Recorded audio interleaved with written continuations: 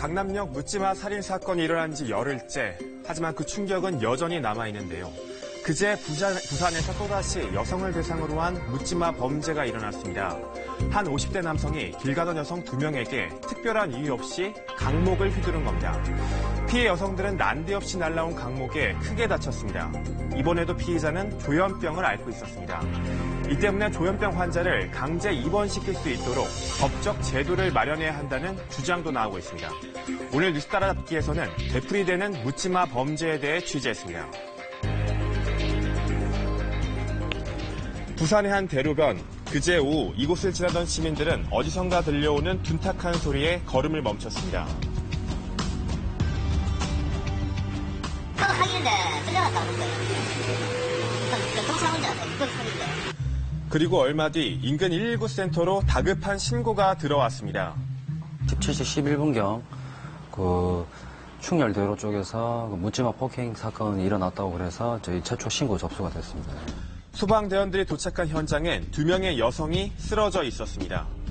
70대 여성분 같은 경우는 밑으로 해서 한 5에서 7cm 정도 열상이 있어가지고 출혈이 있는 상태였고, 20대 여성 같은 경우는 오른쪽 안면부 쪽에 이렇게 부종이 좀 있었고, 코에서 이제 비출혈이 나와 있는 상태였고요. 고통을 호소하며 병원으로 이송된 두 여성. 두 사람에겐 대체 무슨 일이 있었던 걸까? 그냥 길을 가고 있는데 갑자기 어떤 남자가 몽둥이로 얼굴 쪽으로 가격을 했다라고 이렇게 말씀을 하시더라고요. 이유를 이렇게 물어보니까 본인들도 왜 맞았는지 이유는 좀 모르는 상태였고요. 상당히 놀라 있는 상태였습니다. 강남역 묻지마 살인 사건의 충격이 채 가시기도 전에 일어난 묻지마 폭행 사건. 사건 당시 상황은 CCTV에 고스란히 담겨 있었습니다.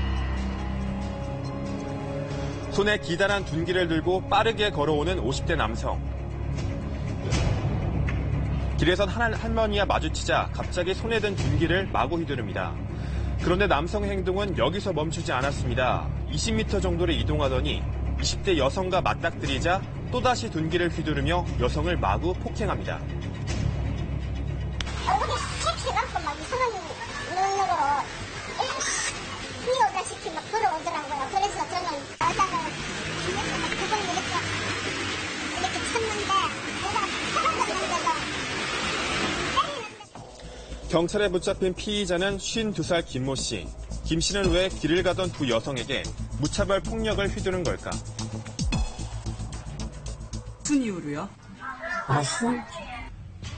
김 씨는 피해자와 원한 관계는커녕 일면식도 없던 사이. 말 그대로 묻지마 범죄였는데요. 경찰 조사에서 김 씨는 정확한 범행 동기를 말하지 않고 있습니다.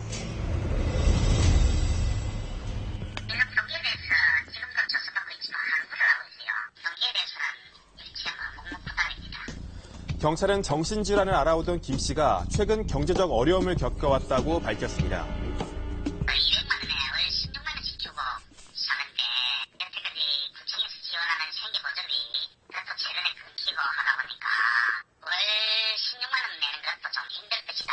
어려울 것이다. 경제적으로 이야기하고 있거든요. 김 씨는 지난 2000년 6월 정신분열증인 조현병 진단을 받고 기초생활수급자로 지정됐습니다. 지난 2007년 정신장애 상급 판정을 받았지만 이후 장애 판정 재심사에 응하지 않고 조현병 진단서도 제출하지 않아 지난해 7월 생계급여 지원이 끊겼습니다. 심장에 당력돼가지고 그래서 그때까지는 있었는데 거기 진단서가 가면 2년마다 재심사를 한다네. 근데 진단서 내라 해서 진단서를 안 내고 해가지고 그때 제가 2년간 거기에 헬레까놨다네요. 이때부터 김 씨는 생필품을 훔치거나 주차된 차량 유리를 파손하는데 기행을 벌인 것으로 조사됐습니다. 결국 아무런 원한도 없이 폭행당한 피해자들은 정신적 충격 속에 치료를 받고 있습니다. 할머니가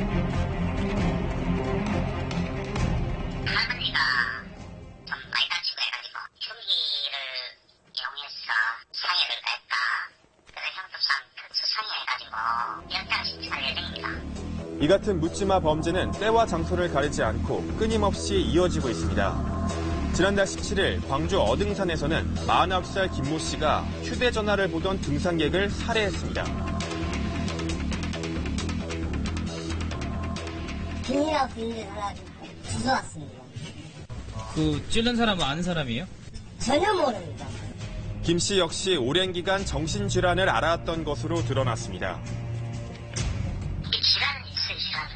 근데 뭐 구체적으로 뭐 병원에 부진한 치료가 치료를 받은 게 아니고 일가끔씩 한 번씩 병원 가고 그러는 거더라고요. 잘 이루어졌으면 이런 사태가 안 날 거죠. 대검찰청에 따르면 최근 4년간 발생한 묻지마 범죄는 231건에 달합니다.